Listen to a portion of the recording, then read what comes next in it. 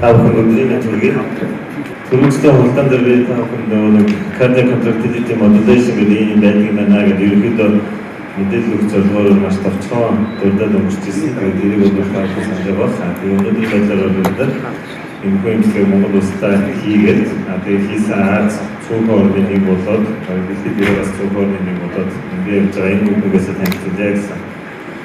Тэгээд дээрэс нь ягаад бид нар одоо энэ cardiac contractility modulation-ийг хэрэглэхгүй гэдэг талаар төгөж байгаа маа. Тэгээд та бүхэнд ярьжсэн чинь cardiac contractility modulation гэдэг нь энэ зүрхний pacemaker төхөөрөмжтэй бол төстэй суулгах аргачлалын бол бас адилхан. Аппарат бол баруун юунаас доор суулгах зүрх рүүгээ хоёр төрлийн электрод оруулдаг. Тэгээд энийг бол гаднаас нь 7 хоног болгон цэмэглээд ингээд ажиллаад яваад байдаг. 7 хоногт өдөртөө нэг ойролцоогоор 7 цагийн турш имчилгээний тийм нөгөө импульсийг цахилгаан импульсийг бол яг зүрхний ашигтайхан үед нь өгчдөг ийм төхөөрөмж байгаа маань. За тэгээд суулгахын үед бол дийлэгтэй баруун талаас суулгагдаж байгаа. Яг л зүрхний дутагдaltaй усыг их хэвсгэн суулгагддаг. Тэгэхээр зүрхний дутагдaltaй уснуудын маань бас нэг имчилгээний заалт бодлоо нөгөө ICD төхөөрөмж буюу дефибриллятор төхөөрөмжтэй ажилладаг. Тэгэхээр тэр маань бол дийлэгтэй баруун талаас суулгагддаг. Дээрээс нь CRT төхөөрөмж буюу зүрхний ресинхронизац имчилгээ. Тэр имчилгээ хийгээд үүдэнгүй байгаа улсуудад бас энэ төхөөрөмжийг нэмэлтээр суулгах юм зааварчилгаануудыг өгч байгаа. За тэгэхээр энэ хүн маань бол ингээд нөгөө аппаратаа цэвэрлээд сууж байгаа байдалтай ингээд харагдаж байна. За тэгэхээр яг энэ cardiac contractility modulation одоогийн байдлаар Монгол гэршил бас олж чадахгүй байгаа. Зүрхний ашиглалтыг дэмжих үү яах вэ гэдэг ингээд бодоод байгаа. Тэгээд оновчтой нэр олтлоо бол англи нэрээр нэмж байна. Тэгээд энэ маань бол яг нөгөө pacemaker төхөөрөмжтэй адилхан. Одоо тэр цахилгаан имчилгээгээр суурилсан. Ер нь бол EF маань буурсан болон одоо нөгөө mid range буюу дунд байгаа зүрхний төгөлтэй өснөнд бол зөвлөж байгаа. Тэгээд гол имчилгээний зарчмын юу гэхээр туйлын refractive буюу одоо гадны цахилгаан одоо тухайн ашиглалтын цахилгааны одоо тэр нөгөө үед маань нөлөөлөхгүй тийм туйлын refractive үедээ одоо өндөр вольттой буюу 7 вольттой одоо цахилгаан цэвэр зөвхөлж өгдөг байна. За тэгээд энэ маань одоо энэ бичлэг дээр харагдаж байгаа энэ бол хийм бичлэг байгаа. Урттай тэгээд хойдолтой болохоор одоо нэг том урт шулуун зураастай ийм бичлэг гарч ирж байгаа. Тэр маань одоо яг нөгөө импульс маань бол энэ бичлэгээр зөвхөж өгч байгаа гэсэн. За тэгээд өнөөдрийн үед бол нэлээд олон жижиг хэмжээний судалгаанууд бол энэ төхөөрөмжөнд хийгдсэн.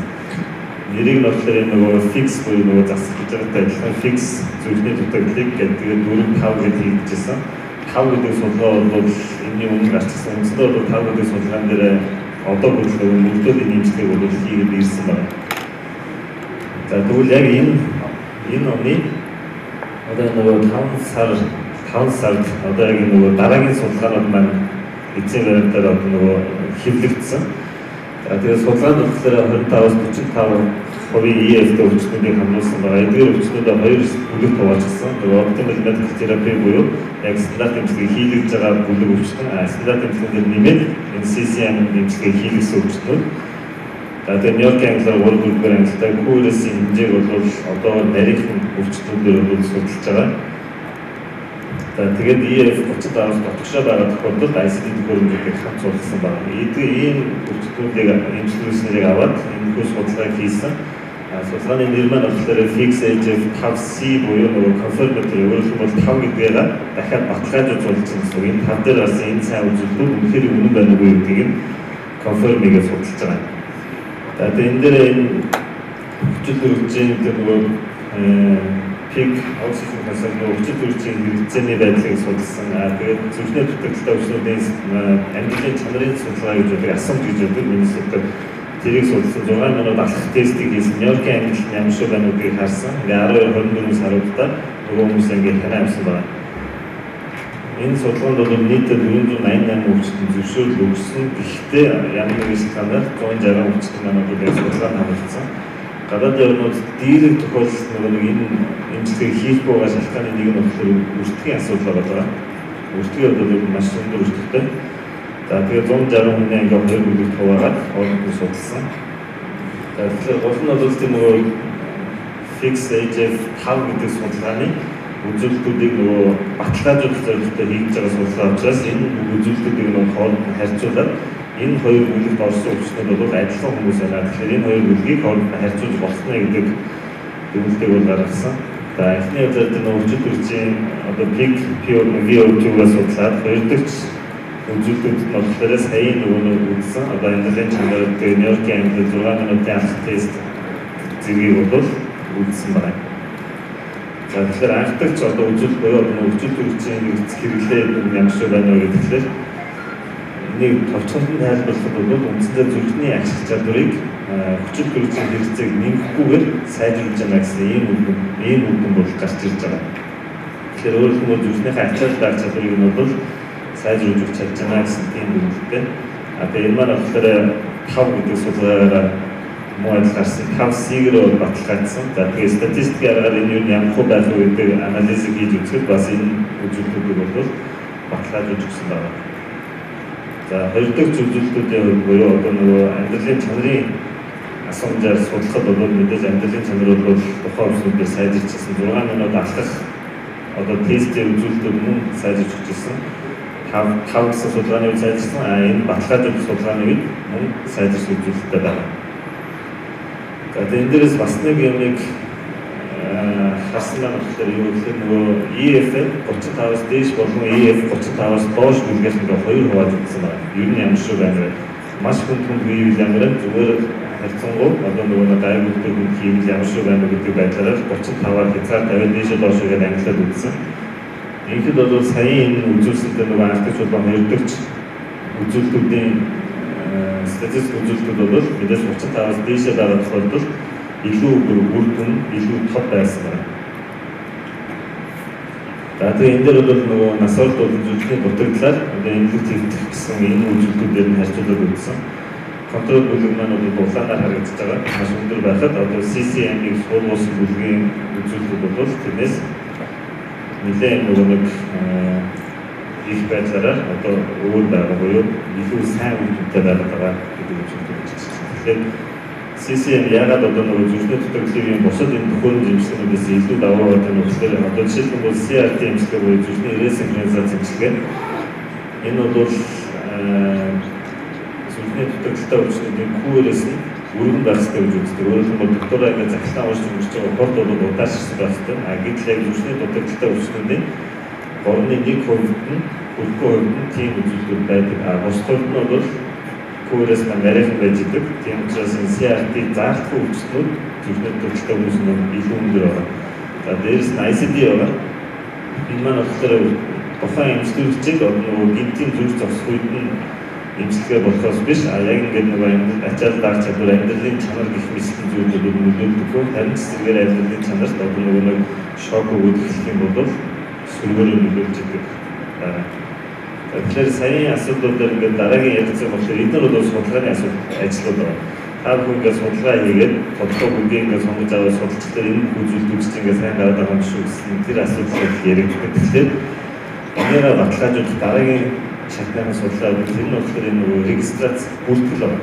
Яг бодит амьдрал дээр хийгдсэн бүх усуудыг үзүүлэлтүүдийг нь одоо бүртгээд одоо яг саяын нөгөө нэг аргачлалынхаа дагуу судлаад үзсэн байна.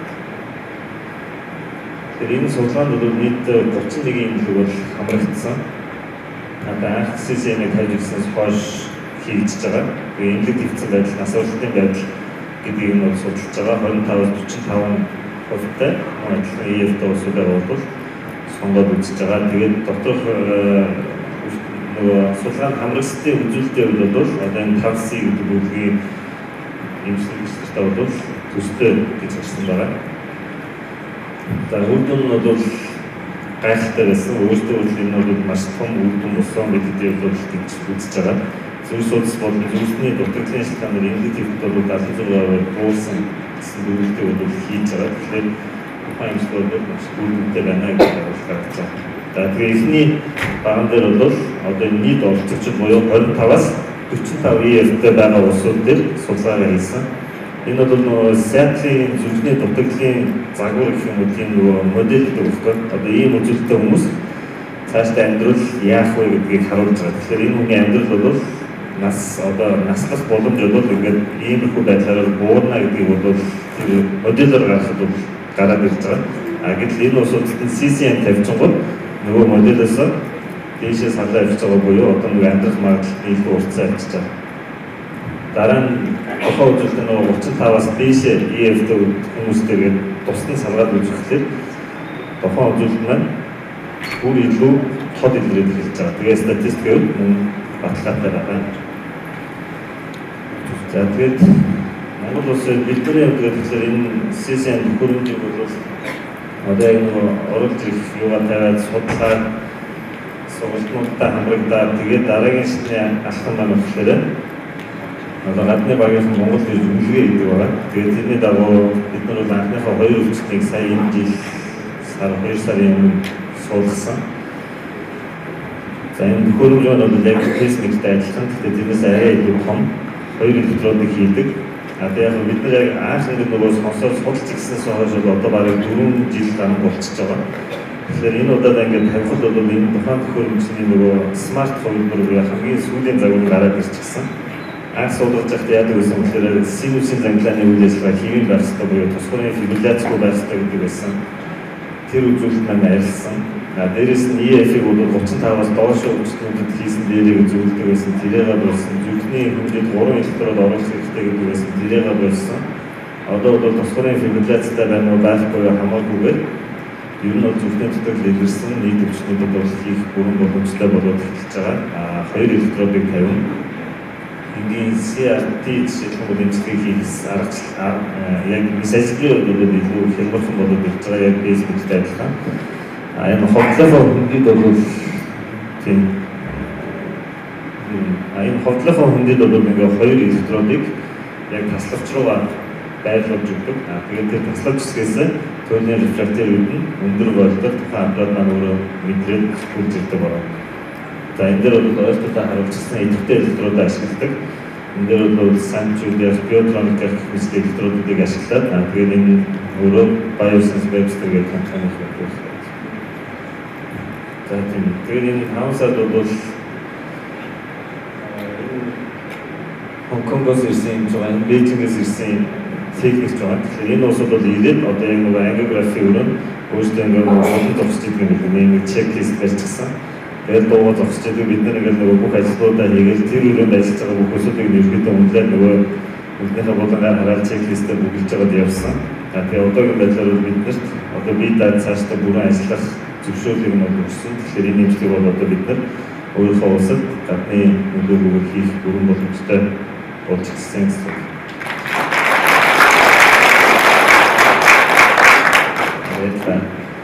За тэгээд одоогийн байдлаар энэ алгоритмыг тухайн CCM-ийн эмчилгээнд бол ашиглахыг зөвлөж байгаа. Мэдээж оптималны эмийн эмчилгээ стандарт төвшин бүрэн хийгдсэн байх ёстой. За тэгээд эхний хардаг зүйл бол CRT заалт байна уугүй. Өөрөөр хэлбэл QRS маань өргөн байна уугүй гэдгийг харж байгаа. Хэрвээ тийм байх юм бол CRT суулгана.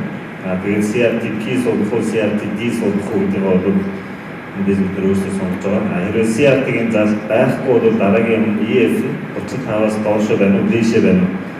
За хэрвээ EF-с доош биш, EF 35-аас дээшээ байгаа тохиолдолд CCM шууд суулгаж байгаа. Хэрвээ 35-аас доош байх юм бол CCM дээр нэмээд ICD-г хамт суулгах юм зөвлөмжийг өгч байгаа. За дараагийн судалгаанууд маань болохоор QRS нь өргөн байгаа эмчилгээгчнэрт CCM-ийн үр нөлөө ямар нэгнийг судалж байна. CRT суулгуулад үр дүн гарахгүй орнууд дээр CCM-ийг суулгаад үр дүнгийг судалж байгаа. Ийм судалгаанууд бол одоо идэвхтэй явагдаж байгаа. За тэгээд анхаарал тавьсан та бүхэнд баярлалаа.